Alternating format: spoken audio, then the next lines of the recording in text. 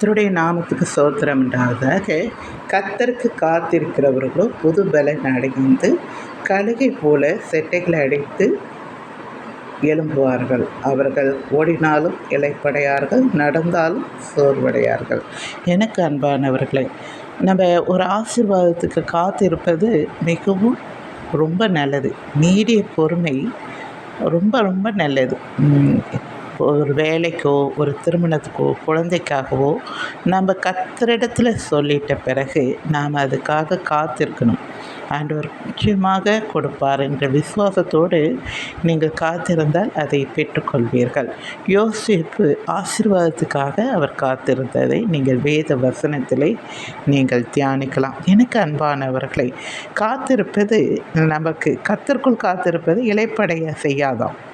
நாம் என்ன செய்வோம்? மீண்டும் சிட்டைகளை அடைத்து கழுகு போல் வேற எழும்பி பறந்து செல்வோம். ஏன் அப்படி கழுகுக்கு சமமாக சொல்லப்பட்டிருக்குன்னா, கழுகு ஒரு குறிப்பிட்ட வயசில் அது ரெக்கையெல்லாம் கொஞ்சம் கொஞ்சமாக விழ ஆரம்பிக்கும். அப்போ என்ன செய்யுமா, அது ஒரு மலையில் ஒரு குகையில் போயிட்டு அதோடைய ரெக்கையை தானே முழுவதுமாக பிச்சு போட்டுட்டு அது புது ரெக்கை வர வரைக்கும் காத்திருக்குமா.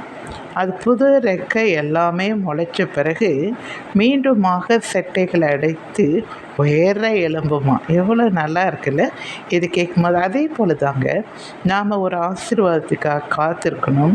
அது கிடைக்கும் போது ரொம்ப சந்தோஷமாக வேற எலும்பி நாம் என்ன செய்வோம்? நன்றாக பறக்கலாம். ஆண்டவர் கொடுத்த ஆசீர்வாதத்தின் நிமித்தம் நமக்கு ஒரு எந்த இதுவுமே வராது.